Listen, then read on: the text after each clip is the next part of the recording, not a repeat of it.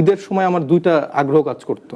একটা তো ঈদ আমাদের সব থেকে আনন্দের একটা উৎসব, আরেকটা বিষয় কাজ করতাম, খুব আগ্রহের সাথে অপেক্ষা করতাম যে আসলে কি ঈদের পরে বিএনপি কোনো এরকম বড় কোনো আন্দোলন করতে পারবে কিনা। তো সেই ঈদের পরে আন্দোলন আর আমি কখনো দেখতাম না। অনেকেই প্রধানমন্ত্রী ভরসা করতে, আমি আর ভরসা করতে চাই না, কারণ আমি মনে করি যে ওনার উপরে ভরসা করার কিছু নাই। মানে উনি ধরেন যে আমার কাছে, আমি বিএনপিকে নিয়ে অনেকদিন ধরে একটু গবেষণা করছি, ঘাটাঘাটি করছি, মানে বিএনপির মতো ব্যর্থ রাজনৈতিক দল আমার দেখার মতো খুব কম আছে। বিএনপি আপনি দেখবেন যে প্রত্যেকটা এরকম কোন একটা ক্রাইসিস মোমেন্ট হয়, কোন একটা অভ্যুত্থান হয়, এটা মানে সুবিধাভোগী রাজনৈতিক দল হয়ে থাকে বিএনপি, কিন্তু এরা কিন্তু কখনোই নিজেদের ক্যালিভারে এই কাজগুলো পায় না। আপনি যদি 17 বছর আওয়ামী লীগ রিজিম দেখেন, এটা অবশ্যই দ্বিমত করার কোনো সুযোগ নেই যে তাদের তৃণমূলের নেতাকর্মীরা গুম হয়েছে, খুন হয়েছে, নানাভাবে নির্যাতিত হয়েছে। কিন্তু আপনি তাদেরকে একটা আমাকে ইনসিডেন্ট দেখান যে কোনো একটা ইস্যুতে বিরোধী দলের মতো ভূমিকা পালন করছে। আপনি শাপলা গণহত্যার কথা বলেন, আপনি পিলখানার ইনসিডেন্ট বলেন, আপনি নিরাপদ সড়ক আন্দোলন বলেন, আপনি কোটা সংস্কার আন্দোলন বলেন, তারপর মোদি বিরোধী আন্দোলন বলেন, একটা কোনো সেগমেন্ট বলেন যেখানে বিএনপি বিরোধী দলের মতো করে আচরণ করতে পারছে, বিরোধী দলের মতো করে ইস্যুটাকে ক্যাশ করতে পারছে, বা বাংলাদেশের মানুষের জন্য সেই ইস্যুটাকে ধরে সে আগাইতে পারছে। সে সবসময় বিহাইন্ড দ্য সিন ছিল, সে সবসময় ওই একই রকম যে আমরা তো পল্টন অফিসের বাইরে বেরোতে পারছি না, আমাদের নেতারা তো সব বিদেশ, তা আমরা তো আমাদের লাখ লাখ নেতাকর্মী সব জেলে। তাহলে ভাই তোমরা বিরোধী দলের রাজনীতি করতে আসছো কেন? তোমরা মানে দেশে কেন এক্সিস্ট করতেছো?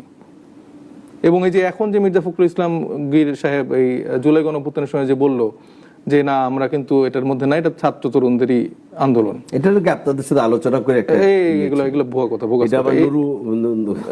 নুরু রাশেদ যেগুলো সাকি ভাই বলেছেন, নুরু রাশেদ সাকি ওনারা হচ্ছেন যে শিশু মেনন, তারপরে শিশু রাশেদ, এই টাইপের ক্যারেক্টার হয়েছে, তাদের নিজস্ব কোনো রাজনীতি নাই। আপনি বলেন তাদের কি রাজনীতি? মানে আপনি মানে নুরুল হক নূর বলেন, তারপরে জুনায়েদ সাকি বলেন। জুনায়েদ সাকি ভাই তো এই সংস্কার রিলেটেড নিয়ে সবচেয়ে ফাইট করছেন। উনি সংসদে যে বক্তব্য দিলেন একদম রক ফুলিয়ে জোর দিয়ে, আমার এত প্যাথেটিক লাগছে, লোকটার জন্য খুব মায়া লাগছে যে সামান্য একটা প্রতিমন্ত্রী দিয়ে লোকটাকে যেভাবে কিনে ফেলছে, মানে আমার খুবই মায়া হয়েছে। লোকটা সারা জীবনের যে রাজনৈতিক একটা আইডিওলজি বা রাজনৈতিক যে একটা লড়াই, এক নিমেষে উনি শেষ করে ফেলছে। সো ওনারা কি বললো ওইটা দিয়ে কিছু যায় আসে কিনা? আমি যেটা বলতেছিলাম যে ধরে নেন যে জুলাই গণঅভ্যুত্থানটা সফল হতো না, বিএনপি কোনোদিন বলতো যে আমরা স্ট্র্যাটেজিক ওয়েতে ওদের এটা বলছি, ওরা কোনোদিন স্বীকার করতো না। ওরা বলতো আমরা অসহায়, আমাদের এটা করো ওইটা করে, এই তরুণরা তো জঙ্গি ছিল, এটা ছিল এটা ছিল। আপনি শুনছেন কখনো যে শাপলা গণহত্যা নিয়ে তাদের কোনো রকম বোল্ড স্টেটমেন্ট ছিল? তাদের অফিসের সামনে তো এটা হয়েছে, পল্টন হয়েছে না? সে সময় সম্ভবত সাদেক হোসেন খোকা ওনারও বেঁচে ছিল, একদম রাজপথে লড়া করছেন। কই তারা, কই? আমি কোনো ছবি টবি কোনো কিছু দেখিনি। বরঞ্চ তাদের মহানগরের অনেক নেতাকর্মী বলছে যে সে সময় বিএনপির একটা বড় অংশের পার্টিসিপেশন ছিল না দেখে তারা এগুলোতে পার্টিসিপেশন করতে পারেনি। পিলখানার এরকম বড় একটা ঘটনা ঘটলো, তারা কই? মানে বিএনপি কোথায় আপনি বলেন? যে সীমান্তে এত এখন সরকার আসছে, খলিলুর রহমান সাহেব নাইলে তাদেরকে ভারতে নিয়ে গেছে।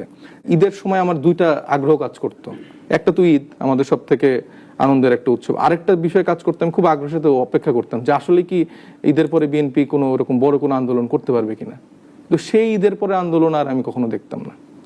এই যে আমরা একটা জেনারেশনাল ওয়াইজ আমরা যে একটা ট্রমাটাইজ জেনারেশন হয়ে বেড়ে উঠলাম, কারণ আমরা দেখতেছি একটা অথর্ব রাজনৈতিক দল বিএনপি, যারা তাদের রিজিমে মানে এই বিরোধী দল আকারে কোনোদিন কোনো কিছু ফাংশন তো করতেই পারে নাই। একজন স্কাইপে বসে বসে বক্তব্য দেয়, আর একজন নাকি গুম ছিল কিন্তু সেও ওইখানে বসে বসে নাকি দেশ পরিচালনা করতেছে। আমি এগুলোর কোনো মেক সেন্স পাই না। এবং তারা পরবর্তীতে একটা কোনো সেগমেন্টে তারা পার্টিসিপেট করতে পারেনি। তারা ওয়েট করেছিল যে কখন আমেরিকা হচ্ছে স্যাংশন দিবে। এই যে 24-এর যে ইলেকশন হলো, তাদের যে যুগান্তকারী 31 দফা, আমি তো ভাবছিলাম যে 31 দফার আলোকেই বাংলাদেশের সব মানুষ রাজপথে নেমে আসবে, কেউ তো নামতে পারলো না। তারা একটা আন্দোলন সফল করতে পারেনি ইলেকশনের একদিন। লাস্টে সবাই হচ্ছে যে মানে নামাজে বসে গেল যে আল্লাহ ইউএস যেন একটা স্যাংশন ট্যাকশন দেয়, ওরা যদি কোনোভাবে আমাদের উদ্ধার করে। তো ওনারা হচ্ছে এই যে পরজীবীর মতো, ওনারা সবসময় অন্যের উপর নির্ভর করে। এবং বিএনপি যেরকম ব্যর্থ সরকারি দল মানে বিরোধী দল ছিল, এবং এখন তারা ব্যর্থ সরকারি দল হচ্ছে। এটা খুবই আনফরচুনেট যে বাংলাদেশের মানুষ এত স্যাক্রিফাইস করে এত কিছু করার পরে যখন একটা এরকম নির্বাচিত সরকার আসলো, এই ব্যর্থতার দায়গুলো আবার আমাদের দিল। এই যে যদি মন্ত্রিসভা আপনি পর্যালোচনা করেন, মানে শুধু তো ওই দুইজন অথর্ব বা ব্যর্থ মন্ত্রী আমি বলবো না, আপনি কে কাকে পাল্লা দিয়ে মানে হারাইতে পারে ব্যর্থতার দিয়ে। এই যে বিদ্যুৎ মন্ত্রী আছেন, উনি আপনি ওনার ওই শাসন আমলে লাস্ট ইলেকশন মানে ছিলেন না বিএনপিতে, সেই আমলে এই যে খাম্বা রিলেটেড এইসব মিমস বা এগুলো কেন আসে? সে সময় বিদ্যুতের যে ক্রাইসিস ছিল, সে যে ম্যানেজমেন্ট ছিল, আপনি সেই লোককে এনে ফেললেন। এছাড়া আপনার আর কোনো অপশন নাই। খলিলুর রহমান সাহেব ছাড়া আপনার কোনো পররাষ্ট্র মন্ত্রণালয় রিলেটেড অপশন নাই। আপনি তো অযোগ্য, আপনার তো কোনো ক্যালিবারওয়ালা লোকজনই নেই আপনার মন্ত্রণালয়। ধরে ধরে আপনি কই নুরু, রাশেদ, এইসব লোকজন নিয়ে আপনি মন্ত্রিসভা সাজায় ফেলছেন। আপনি জানেন না যে হামের টিকার ম্যানেজমেন্ট আপনি কিভাবে করবেন, বা আপনি এই সময়ের এখন ক্রাইসিস ম্যানেজমেন্ট কিভাবে করবেন। আপনি আসছেন সরকার চালাইতে, আপনি যায় যায় হচ্ছে কিছু সাংবাদিক, কিছু সিভিল সোসাইটির লোকজনকে নিয়ে দুপুর বসে লাঞ্চ করতেছেন। লাঞ্চ করে কেন করছেন জানেন? একটা সে আসলে ম্যানেজ করার চেষ্টা করছেন। এই যে ওনারা তো ধরেন আমি আপনার সাথে আজকে ভাত খেলাম, কালকে কি আমি আপনার বিরুদ্ধে যে এরকম শক্ত কথা বলতে পারবো? পারবো না তো। তো এই যে আমাদের এই যারা আছেন, উনি এটাই করতেছে, স্ট্র্যাটেজি। ওই দুপুরবেলায় পুঁই শাক, এই মেনুটা খুব সিম্পল, মানে এই যে এগুলো সব লোক দেখানো জিনিসপত্র। ওই যাইতে হয়তো আমি দেখছিলাম যে মেনু দিছে যে 200 না 250 টাকা, যেটা আগে নাকি কয়েক হাজার টাকা ছিল। তো এইগুলা কি ভাই ভাই বাংলাদেশের মানুষের জন্য কাজ করেন? আপনাদের যে ব্যর্থতার দায় নিয়ে এই তরুণরা মারা গেছে, এটা তো মানে আমার তো আজকে রাজনীতিতে এরকম করে মেইন স্ট্রিমে আসার কথা ছিল না আসলে। এটা তো তাদের ব্যর্থতার দায়ের জন্য এই তরুণরা হচ্ছে যে এনসিপি গঠন করছে। এটা আমাদের ভুলতে তাদের উপর আমরা আসলে বিশ্বাস করছি।